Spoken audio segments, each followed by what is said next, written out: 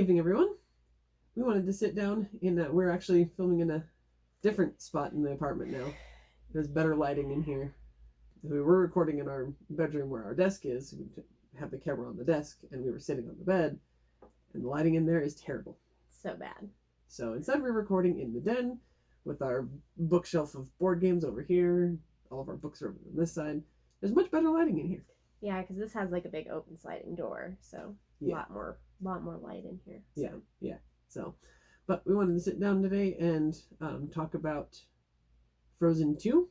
Because we went and saw Frozen 2 twice, and they weren't that far apart that we went and saw them. We saw the first time was on opening day or opening weekend. Opening weekend, I think. Yeah, because I think we went on like a Saturday or Sunday, and then we went again. So that was in November, and then we went again in December sometime.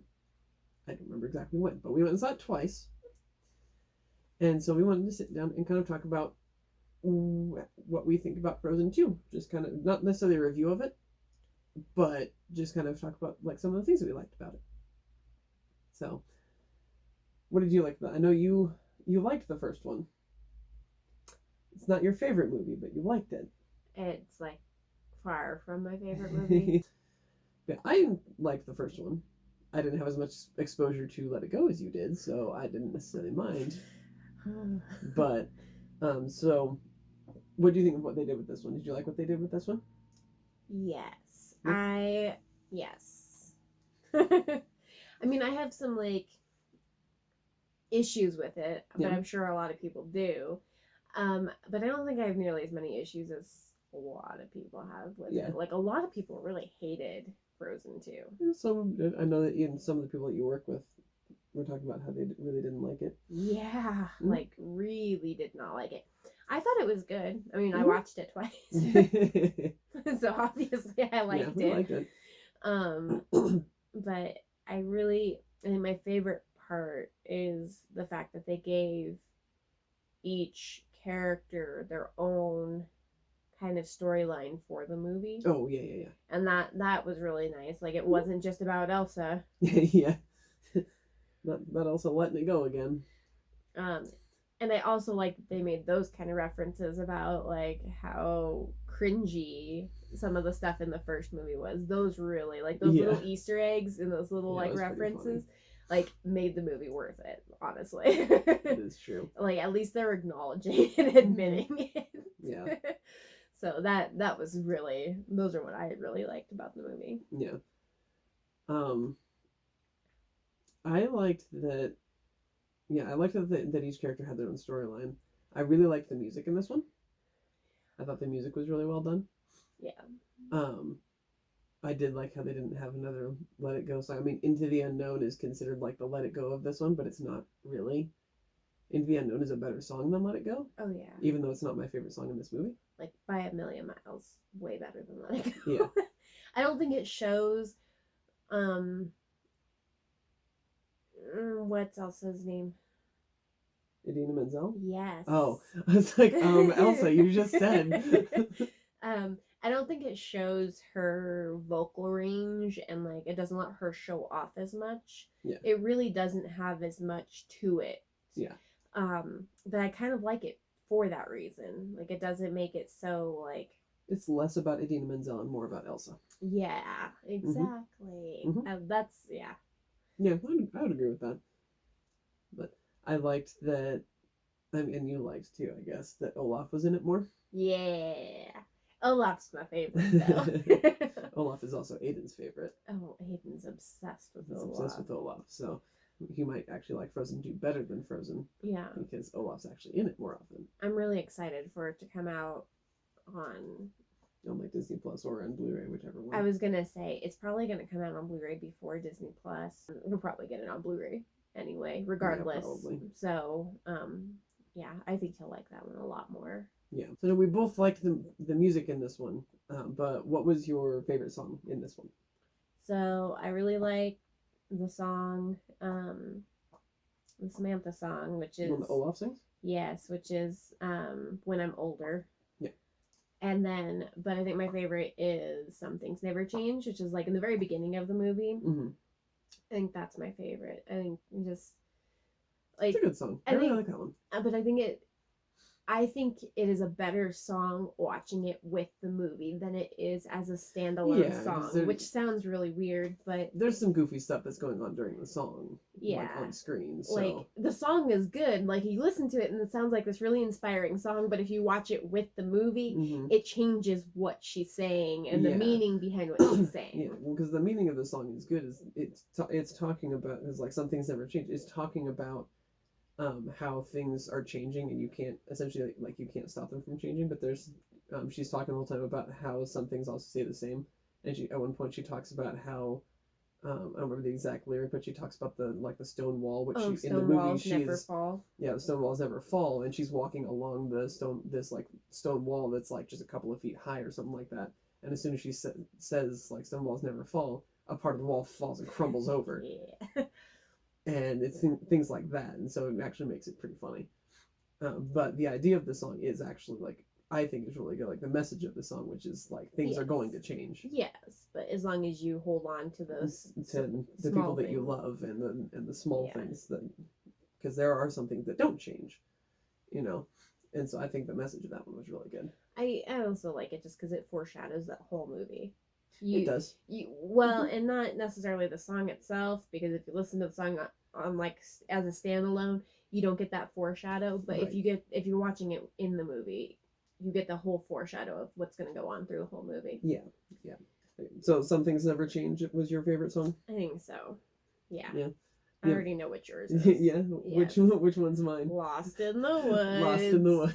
This is my favorite song in this whole movie. Lost in the Woods. So for those of you who don't know what song I'm talking about, most of you should have already seen this movie by now because it's been out for a while. It's been out for a while. It's going to be out on DVD soon. Yeah, it's out on DVD next month, like the 11th or something like that, from what I looked up. So that song's when Kristoff is singing, he's pining after Anna because he essentially is terrible at proposing. Like he's just kind of terrible at life at that point, and he's like, like trying to figure his life out essentially. And it's also a really good song. I think I was watching an interview with Kristen Bell where she was talking about it a little bit, and she said she was really happy for not only for Kristoff to get his own song besides Reindeers Are Better Than People. Reindeers are better yeah, that than one. People. But also because like the whole song is about Kristoff having these big feelings for Anna and really not knowing exactly what to do about him. All that he knows is that like she is kind of his rock and like his, I think what does he call her at one point in the song, his true north, like the thing that the person that he relies on and everything, like the kind of point that he's going to that leads him places. And it's a really good song. It's also just a really good song. Like the music is really well done, but I also just really think that the song, like the actual scene where the song is really well done because they did it like what do they call it, an 80s rock ballad music video. And like when you watch this scene, it looks like you're watching like Queen or one of the old 80s rock bands that did the ballads and stuff. It looked like one of their music videos. Yeah, 100%. You can see, like when you watch this, you can see the different bands and the different inspiration that they took from different areas. Yeah, because there's like one scene that's from Queen, and it's from their Bohemian Rhapsody, where like the oh crap, what's his name? I don't like Queen, so I really can't help you. Freddie Mercury. Oh yeah, that guy. yeah, that guy. It's like where he's up in the front singing part of Bohemian Rhapsody, and he sings one part, and then the other guys fade in behind it. It's black, and then they like get illuminated behind him, and the same thing happens, but he's singing with the reindeer. Mm-hmm. And so, but like it is straight up Bohemian Rhapsody, and it's really cool. There's actually a couple of videos online that break down that scene in the movie and show the different inspirations side by side. It's actually really kind of cool if you're a music nerd and like that kind of stuff. Yeah, that'd be kind of cool. So my favorite song was Lost in the Woods. There's also one, it's towards the end. It's called Show Yourself, right? Yeah, Show Yourself. That one's another one of my favorites. That one, Elsa sings that one at the end. and it's just a really pretty song. Because I like the message of show yourself better than Into the Unknown. Because Into the Unknown is just, you're calling to me, but I'm not going to follow you. That's the entire song is about that. No, in the end of it, she's more accepting and like. Kind of, mostly she's trying to figure out what it is. Well, yes, but she still like kind of grows on it. Yeah, but whereas at the end of the movie, she has the song "Show Yourself," and which starts out as trying to get the voice to like show herself and show who it is, and then turns into she realizes that it's herself, like not the voice isn't herself, but that like all of the power is her. Like she realizes what's going on, and so show yourself becomes yes, let it go. Right. It becomes like show who you really are, show what you can do, that type of thing, without being the let it go. Right. So I really like that one too, but I'd have to say that Lost in the Woods is my favorite one. I listen to that one a lot. So, did you like how this one ended up? Yeah, I think it was a good ending. Mm-hmm. Like, I'm also kind of disappointed though because it is such a good ending. Yeah.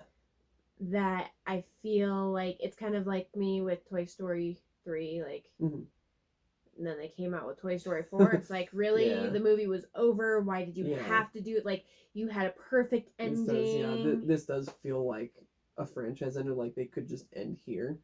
And because of how popular both of the movies were, and especially this one having been, has now become, probably the cat's going to chase the dog. Yeah. But Frozen 2 has now become the highest grossing animated film of all time. From the research that I've done. Sorry, and cat so has the dog cornered. Had to, rescue the dog from the cat. Yeah, then the dog is a bit of a wimp. She's absolutely terrified of the cat. Yeah, so like they definitely did like end Frozen after this. Like, I really can't see how they would keep the story going. I could see it after the first one. I could see how they could keep the story going, but I really don't see how they could keep the story going after this one. They probably will. Right. But I don't know how they're going to do it. But that's what scares me, is that they ended this one so well because Frozen is so popular. They're going to make another movie. Yeah. And nothing is going to be as good as these two movies have been. And that's what scares me about how well they ended this. Like, I'm terrified. Yeah. But on the flip side, if they just did some shorts, like instead of doing full length features, just doing those 20-minute like a Lost Frozen adventure, right? Doing little things like that, just like little inklings into their lives. Now, I'd be okay with that. Yeah, that'd be kind of fun. But I'm really concerned with them trying to create another movie after this. Right. Like that is what worries me about the end. The end was so good. Yeah. That they're going to mess up any movie after this. Right. I would probably agree. I think it ended really well, but I think they're gonna just end up messing it up by adding another movie. And they might do really well in the next movie. But that doesn't change the fact that I feel like it would mess up the ending. Like, yeah. I don't know. We'll have to see. So yeah, we just kind of wanted to sit down and talk about Frozen for a while because we did go see it twice. The second time we went and saw it because Anna found out that there was a after credits scene. We missed it the first time, and so we had to go back and watch it again solely so we could see the after credits scene. And it was 100% worth it. It was really funny. It was 100% worth it. Just like at the end of Wreck-It Ralph 2 when they had that Frozen 2. Oh yeah, the sneak peek of Frozen 2 sneak peek or whatever. And like everybody was leaving, and like they missed like the best sneak peek ever. Yeah, that's some of our thoughts on Frozen 2. So hopefully we will see you guys next time. And don't forget to thank the Phoenicians.